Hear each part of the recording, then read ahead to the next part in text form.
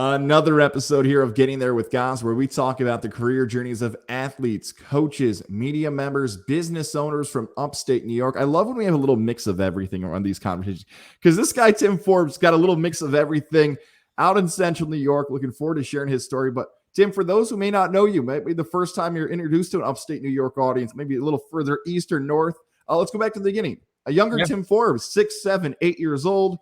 Where'd you grow up? What'd you want to be as a kid? And was that same dream job you wanted when you were 18? Wow. So I grew up in Mexico, New York, which a lot of people don't really know where that is, but it's about 30 miles or so north of Syracuse, right in the snow belt, right by Lake Ontario. So when I describe my childhood, when people don't understand where Mexico, New York is, I tell them that for fun in the wintertime, we used to get so much snow that we would put a ladder up against our garage and go up there with like a sled or a tube or whatever, and go down from the roof all the way into our backyard. And that was what was fun in Mexico, New York, because there's 2 stoplights, a McDonald's, a couple pizza joints, and then just the one watering hole where everyone gathers as long as they stay in Mexico. But when I was a kid, I played baseball, I played soccer, I played basketball, really fell in love with basketball and baseball, put soccer on the side. And I had a dream of being an NBA player, just like any young basketball player. I was tall. I was relatively gifted as an athlete, and but being from Mexico, that's not exactly the spot you're getting the most exposure. So, growing up, I had a really great childhood, and was very thankful for that. And pretty well known around the area in terms of just it's a small town. Everyone knows everyone basically. But going to high school, I was a 3-year starter, varsity basketball. I quit baseball, which is a slight regret of mine as I've gotten older and realized I didn't know I was going to be 6'4", and I'm a lefty and I was pitching. So who knows where I'd be if I stuck with it. But that's, a story for another day. But in high school, I played basketball for 3 years. On the varsity team, 3-year starter, got some sniffs from some D3 schools, some pretty good opportunities, but decided that I wanted to go to LeMoyne College in Syracuse. My sister went there, and I just fell in love with the campus. I thought I wanted to be a teacher. Turns out that was not the case once I realized what work went into it. So, and then when I went to LeMoyne, I scrimmaged with the basketball team for the first couple of months, really, when I got there, and made a lot of friends, had a lot of fun. And then tryouts came around, and I was trying out to be a walk-on, which I was already kind of a little skeptical about after playing for 3 years as a starter, barely sitting the bench, and then knowing that I was going to basically be a practice player and traveling and sitting on a bench for the rest of my basketball career. I guess it's maybe a blessing in disguise that I was cut. But I say that now. At the time, one of the hardest things I've ever been through in my life. At the time, that is, trust me, I've been through many trials and tribulations since, but at the time, went into a bit of a depression, realizing that my basketball career was over. I wasn't going to be, playing at Madison Square Garden for the Knicks. And, that's when, I guess I started taking education a little bit more seriously, changed my majors, and graduated with a communications degree, and then went to Cumulus, and that's when I met you.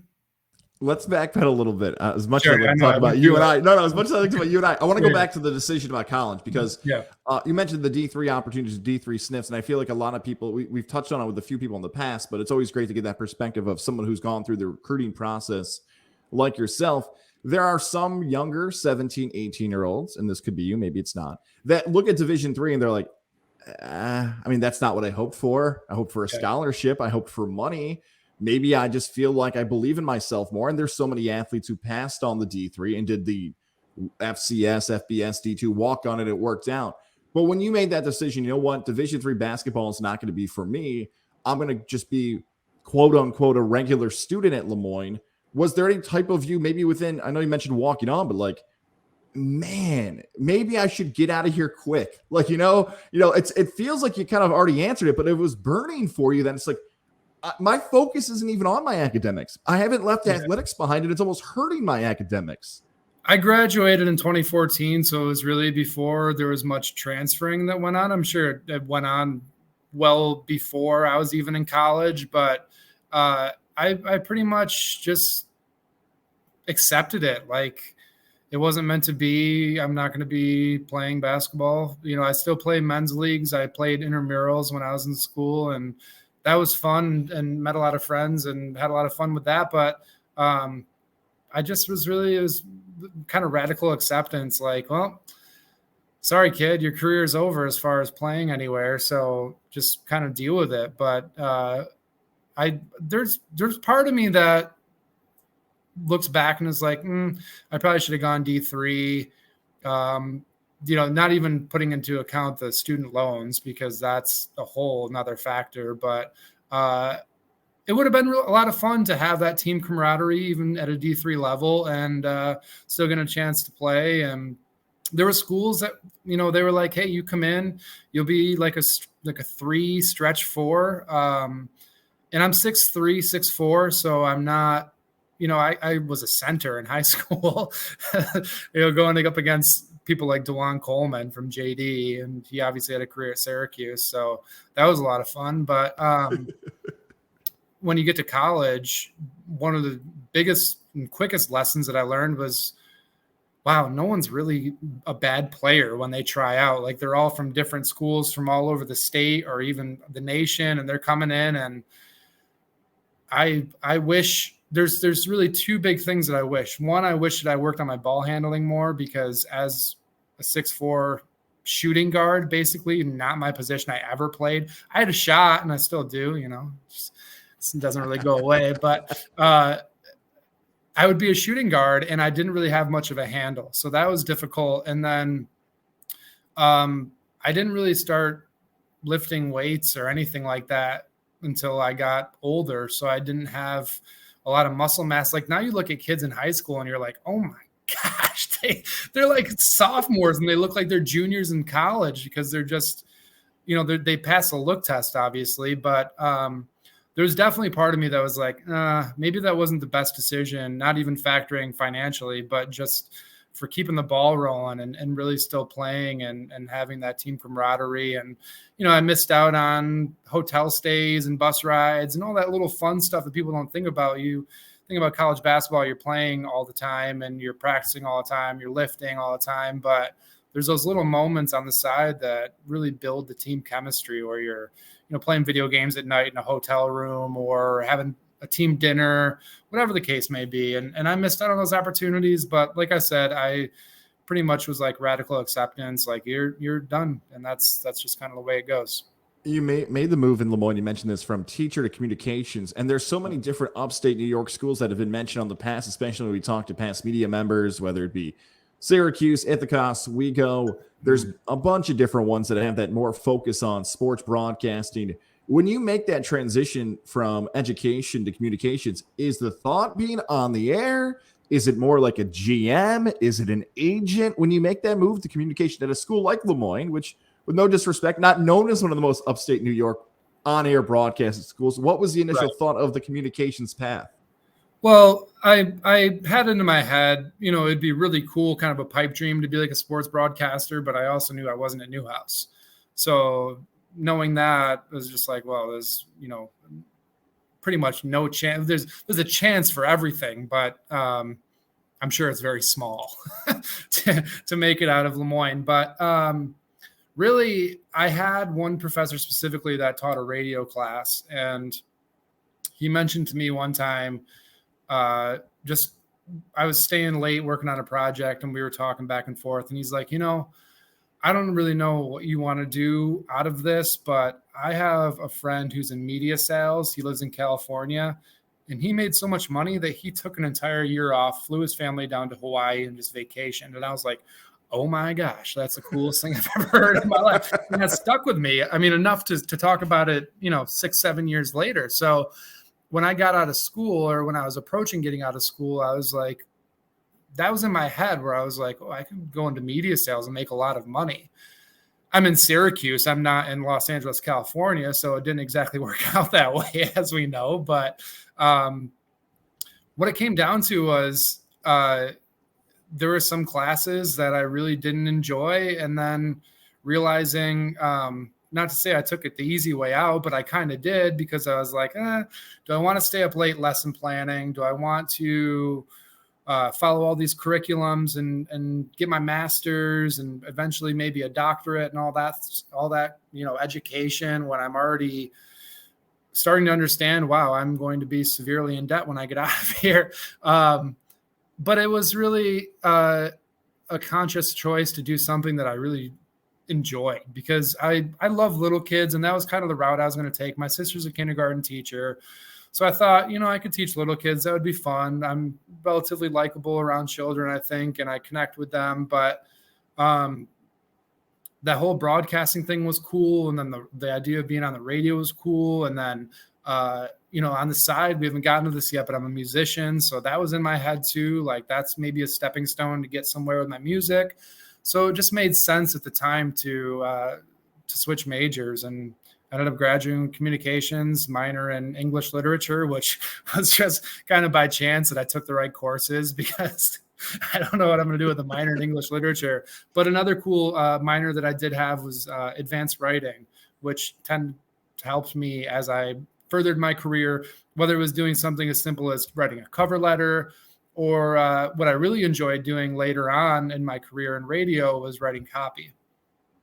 Yes, I'm glad you mentioned copy, because that is something we have never touched on in Getting There with Goss, and it is a skill set that is slowly getting lost. And the unique path for you, and I hope, thinking back, my timeline is right, because I'm thinking back, like, this is, again, something I've never talked to somebody about before with your path of, you get into media sales, but your first job in media is actually on the air production, working your way into sales. Take us through that process of how you actually get your foot into the door, and not a sales job, but as a part of an actual on-air staff. So I had a few jobs in between, which we'll touch on briefly. One was at Walmart, and I was a cashier. My buddy was my manager, so that's kind of why I got in there. That was fun for a summer, and then they wouldn't let me take time off to go back to school, so I just kind of stopped going.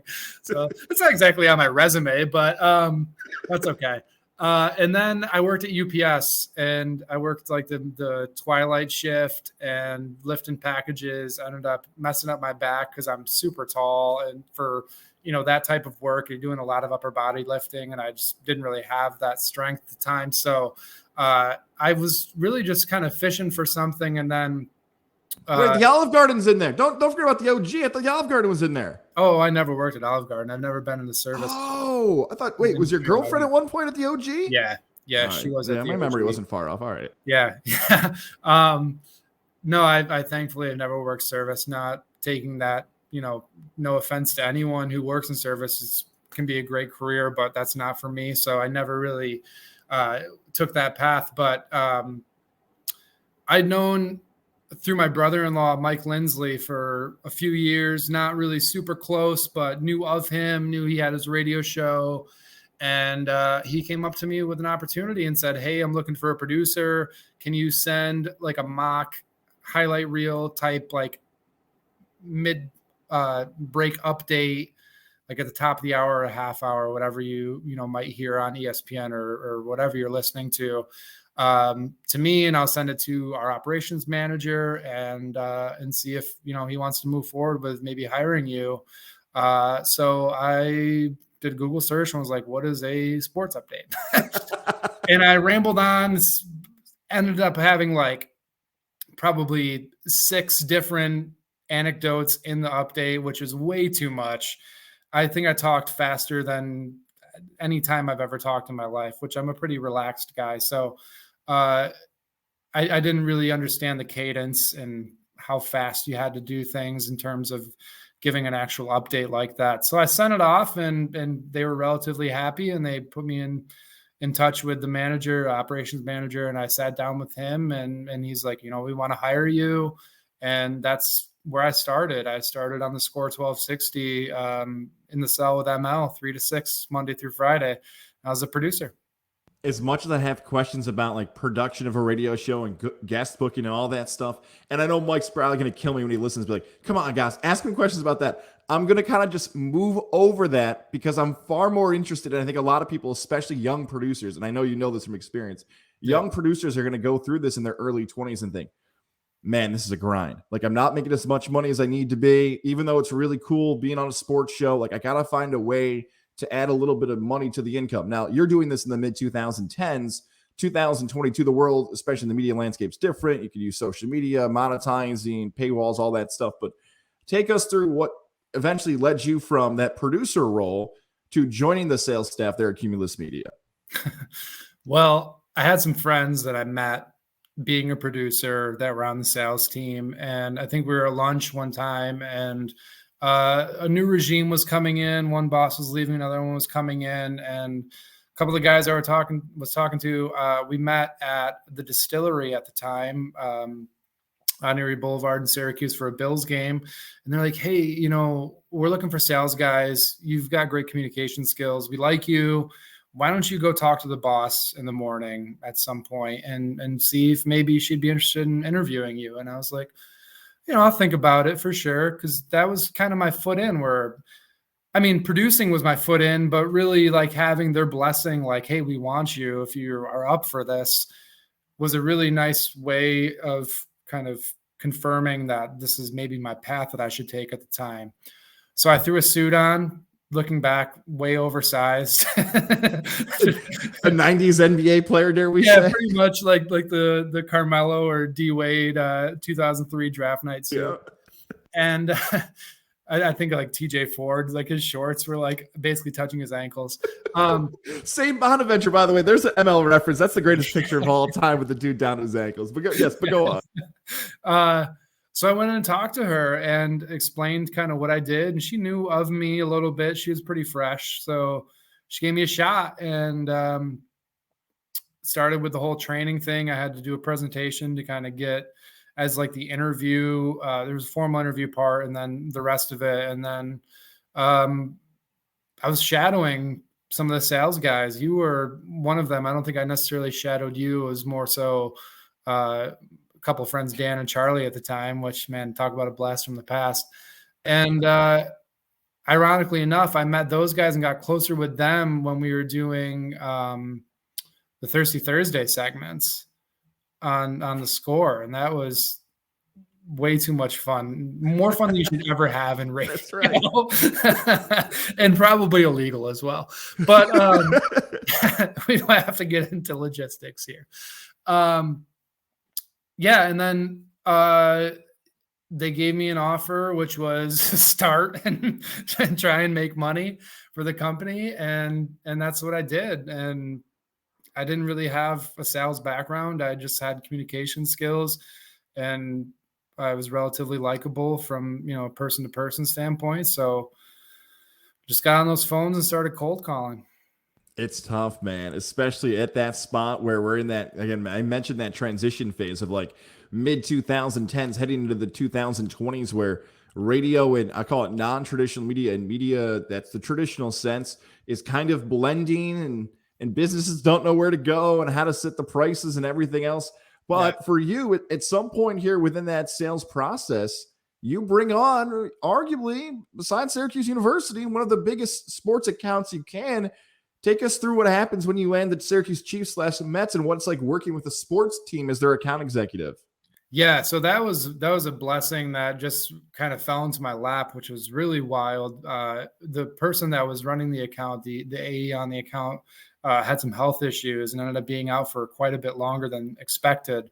So, someone had to fill in, and they gave it to me, and you know, that was great because it gave me, you know, a certain amount of money towards my budget for a good 6 months of the year from April to basically September, October. I don't even know if that's 6 months. I can't do math in my head like that, which is why I'm not in education, guys. But yeah, they gave it to me and that was fun because that was spending time at the ballpark and getting to meet that staff, and the GM, Jason Smorrow, became a close friend, and the rest of the staff, Kathleen and Katie and everyone over there at the time. Most of them are still there. And it was a big responsibility because those spots that they ran, and I'm sure you've probably gone through like Radio 101 where I can say spots and people understand it's commercials. The commercials that they ran were, it was a very robust schedule on all stations. So even doing that and putting the orders in was you had to be very meticulous and make sure you didn't put something in wrong. And there's a trade component to it because we got tickets we could give to clients and take them out for events and everything. So there was a lot to it, but it was a good introduction to handling a bigger account because it quickly became my biggest account. And then it had some really cool perks with it too. Like, I had a media pass where I could go into the press box and talk to the guys who were doing the radio play-by-play. And at the time, even though I was in sales, I was still producing some of the Mets games, some of the Chiefs games at the time, but now they're the Mets in the studio. So I was, firing off commercial breaks and doing the updates for all sorts of different things every couple innings. And I became really close with some folks over there, and I felt like I belonged there, and having that media pass, didn't have to ever buy a ticket. I could just walk in, kind of roll around, sit wherever I wanted. And, I had the opportunity to see Bryce Harper, Steven Strasburg, like all these pretty significant players that came through on the Nationals, because that's who the Chiefs were the farm team for at the time. And it was really a great opportunity just from a networking standpoint. Met, some more people who did business with the Chiefs, and not to say I was poaching accounts, but I certainly had conversations with other folks that may have led to some more business. And it was a really good opportunity and pretty wild opportunity considering my tenure or lack of tenure at Cumulus at the time. So it was a really nice thing to receive. I want to reverse back to something, because people who are in media, you said something that's probably triggered their mind. Like, wait a second. He said he was the account executive, but he also was producing the games. Now, some other account executives probably think that's the greatest thing you've ever heard, because now your spots are going to run because you are controlling it, and there are no complaints from a 22-year-old on the board that your spots didn't run, and you've got to get an earful. Yeah. The reason I believe, and I don't want to, I'm just guessing because I was in that building, you're running that because a part-time producer may not have been there, and you're just like, hey, I'll help and I don't mind. That's kind of why that mix is there, correct? Just for those media people who might have been confused by that. Yeah, I mean, okay. It wasn't often. I was kind of on a fill-in basis. When I was producing for the Score, I was doing it all the time. Like, there were nights where, geez, guys, they would go into extra innings, and I'd be there till midnight, 12:30, because I had to stay after and make sure everything was good.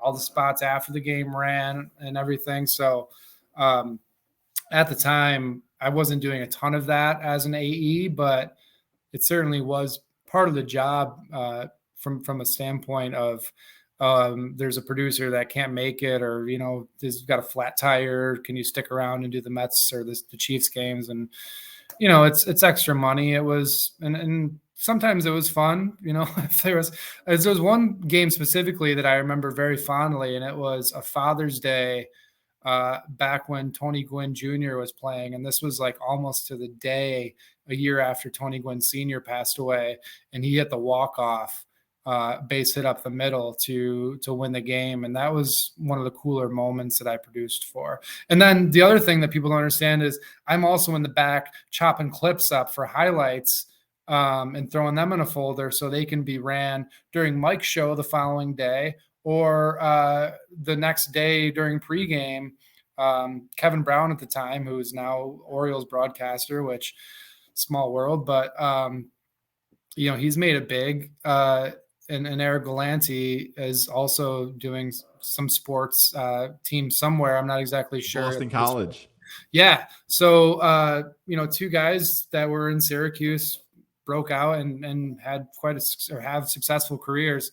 But the other thing that is kind of worth mentioning is in between innings and stuff, we're bantering back and forth, talking sports. It was a lot of fun to just have someone that is so sports minded, that you can just chat with back and forth. And I knew all the players, I knew what season they were having, and it was a lot of fun. But as far as to go back to actually being an AE, that wasn't too common for me to do that, but I certainly did fill in from time to time.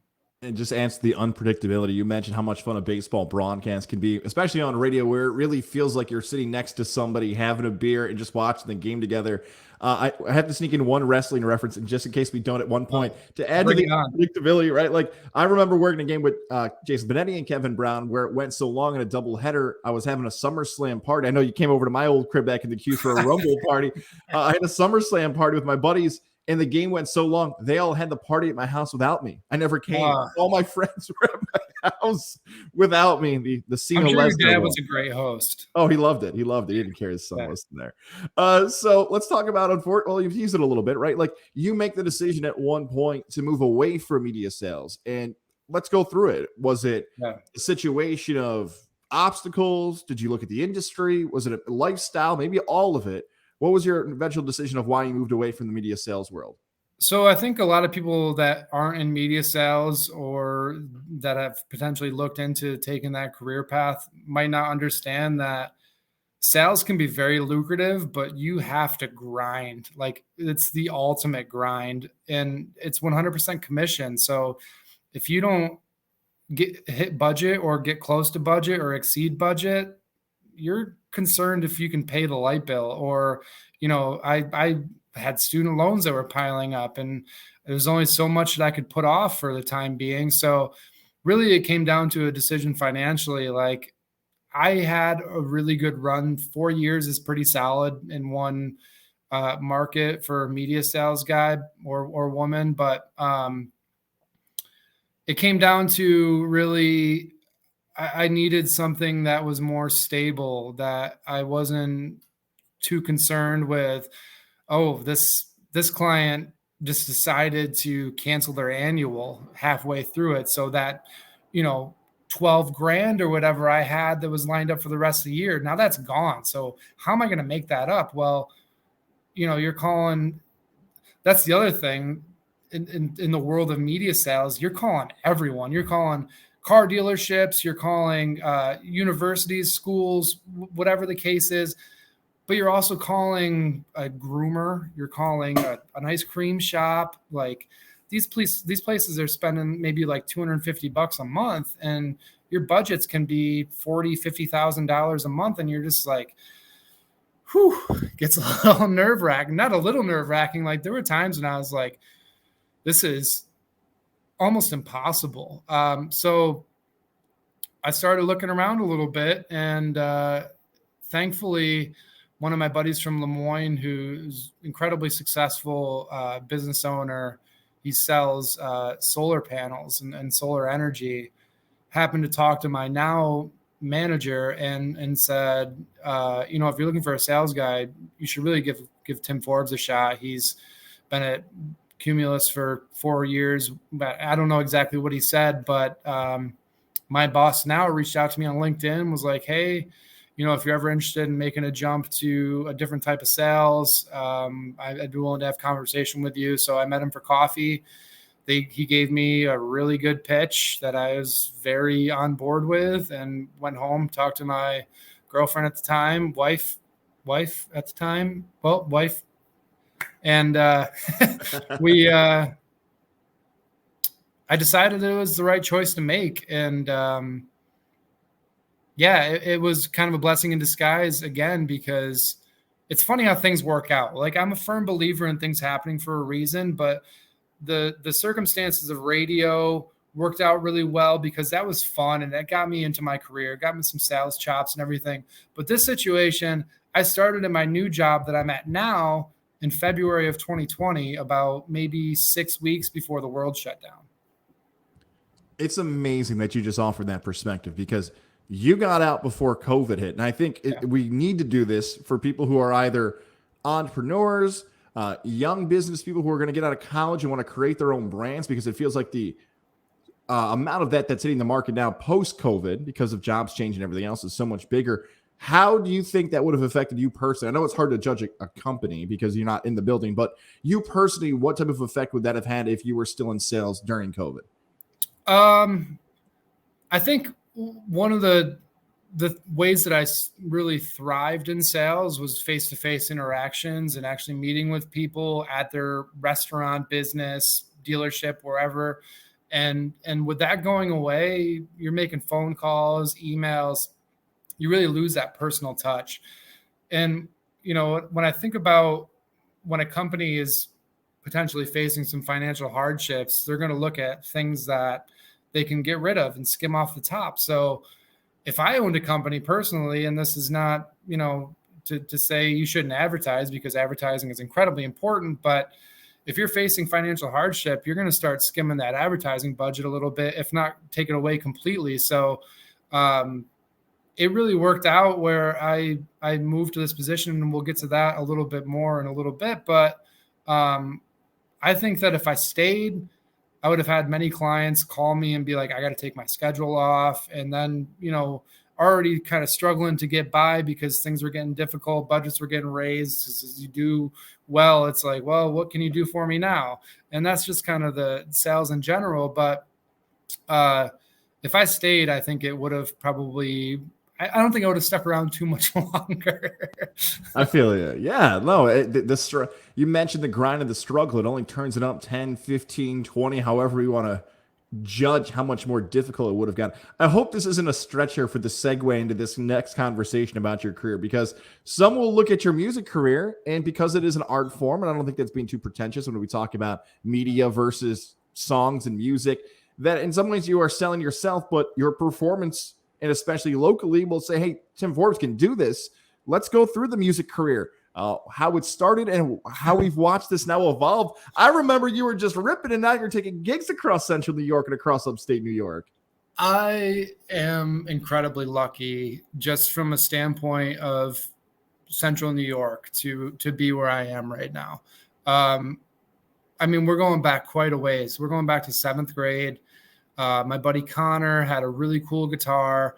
Even going back further than that, my dad bought me like a mini, like legitimate acoustic guitar when I was relatively young. And I think there was like a tape that went, you remember those old Esteban commercials? Yes. Remember that guy?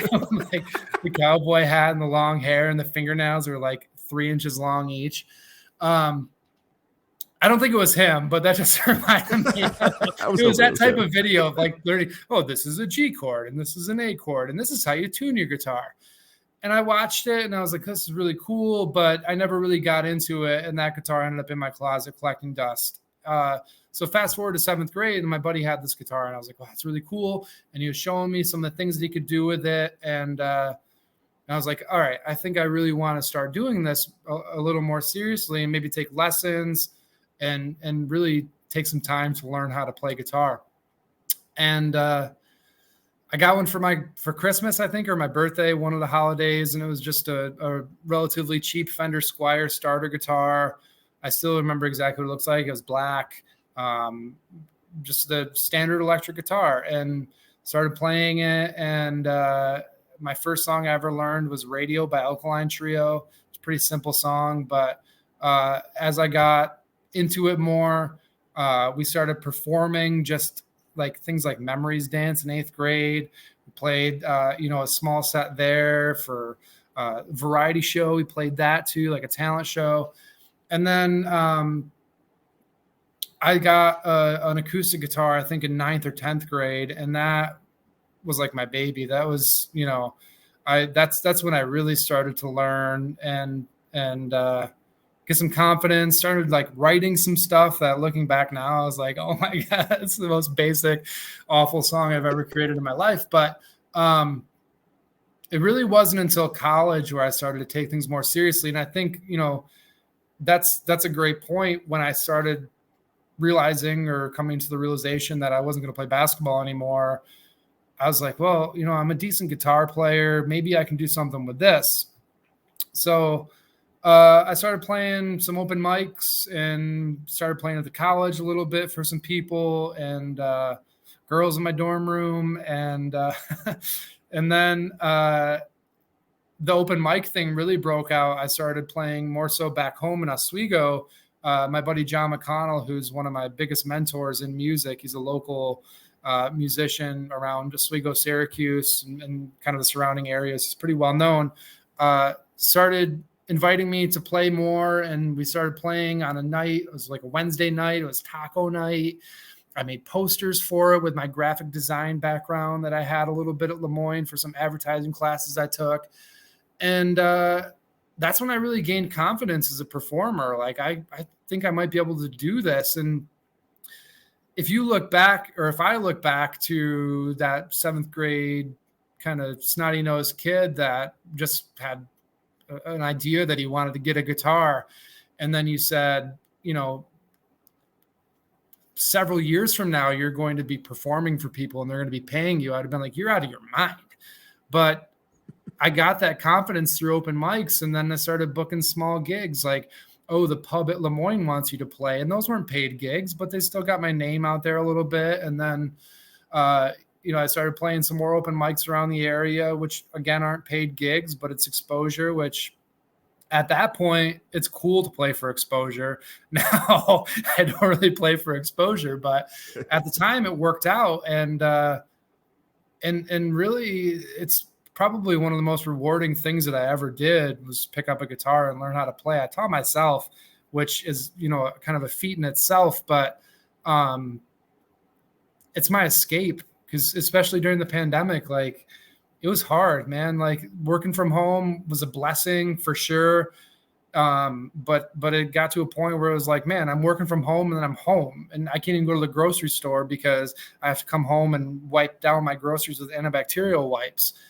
So that's, I started gigging a little bit more as time went on. COVID shut everything down. I was gigging quite a bit at that time, but once COVID started to wean down a little bit and people started going out a little bit more, that's when things really picked up. And now I'm at a point where I'm playing probably 6-7 times a month, if not more. I had a stretch during the summer where I played Thursday, Friday, Saturday, Sunday. I have a solid career at my current company, but this is my opportunity to really do what I'm passionate about and make music and show people my art, and at the same time play songs that they want to hear. And one of the best compliments I've received as a performer, even though I'm playing other people's stuff as a cover artist for the most part, someone came up to me and they're like, man, you're like a human jukebox. Like, you can play from all sorts of decades, and we yell out a song, you probably know it.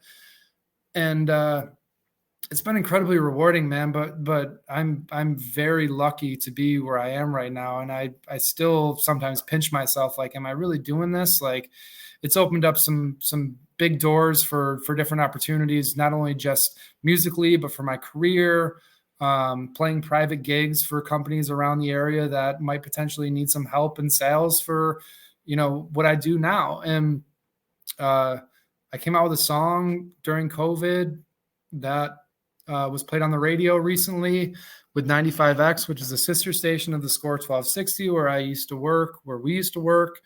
And it's crazy, man. Like, I just love it. It's probably one of my biggest passions. And just seeing people when I'm playing at the bar, if they're tapping their foot or kind of bopping their head to the beat, like, they may not be clapping after every song, which I don't really care about that, but I know it's getting in there somehow. And,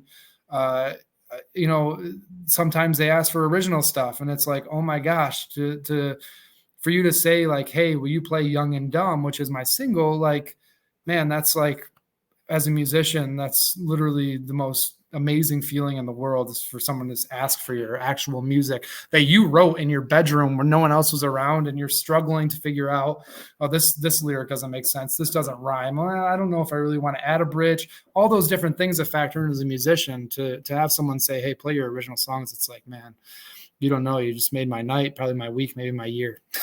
A self-taught musician who is now making money, getting paid to do what he loves. That's one of the big reasons I wanted you on this, because there are so many people now that are going to find their passion, that are going to go for something, and you did it. And by the way, if you're watching on our visual side, if you want to watch Tim in person, he's got a bunch of gigs coming up here in September and this fall, so it's underneath here on the info. If you're listening on our audio side, just click the episode info. There are his gigs right there.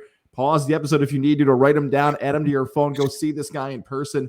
Now, usually I only close with one question. I think I'm going to break some broadcasting rules here because you shouldn't ask a two-part question. But your life is so unique. I think it's fair to do these both audiences. The best career advice. Let's start with music. If there's a young musician listening, what advice would you offer them to start their career? And for someone who might be in media sales, whether it be in that traditional media format you worked in the radio side, whether it's this non-traditional media format we're in now with podcast, YouTube. Let's do musician advice first for young students, and then media sales for young students to close this out. So it's going to sound super cliche as a musician, but it's hard. It's difficult. You're going to want to give up. Your fingers are going to hurt. You're going to break a string trying to tune to a different tuning to play a Goo Goo Dolls song, something like that. There were times when I was like, man, I hate this. Like, did I hate it? Really? No, but I was frustrated. And if I gave up, I wouldn't be afforded these opportunities that I have now. So as cliche as it sounds, John Cena style, like never give up, like really take it seriously. Like if you want to practice and you want to play and you want to get good, you got to practice. You got to put the work in. You know, I can play a lot of music. I have my own stuff, but I still play my guitar for at least 45 minutes a day. And sometimes I don't touch my guitar for 3 days, but that's just kind of the ebbs and flows of things. As a media sales or an account executive, that's tough. It's almost the same thing, like don't give up, but I don't want to be that cliche. I'd say don't be afraid to hear the word no. I think that's really important because someone told me, and this also is super corny, hearing no means yes is just right around the corner. That's not always the case. You can hear no 95 times before you hear a yes, but don't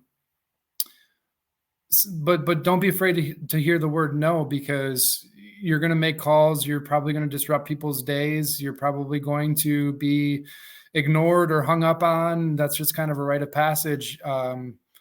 But there's going to be that opportunity where someone gives you their time and it's worthwhile. And that's another thing is follow up. Time kills all deals. It's really important to make sure. I live under the motto in sales that I'm going to get this probably wrong the first time. It's better to be it's better to be known and not needed than needed and not known. Meaning if someone has an advertising need and they have no idea who you are, they're not going to call you. They're going to call maybe a competitor or something. But if you call someone and they're like, we're not really ready for that yet, but hey, drop off a card. When something does come up, you're going to be top of mind and you're going to get that business, or at least have the opportunity to earn that business. So those are really my two pieces of advice. Don't give up and really just be ready for the grind. It's media sales. It's not going to come easy to you. You have to really put the effort in. I love that last one in particular too. It's a little new, fresh twist on. So many people like to use an excuse of, oh, it's all about who you know. No, it's about who knows you. And you added that right at the end there. It's all about who knows you and how you get your name out there and how you have that type of presence, that interruption, whether it be sales, whether it be music, whether it be sports, whatever it might be.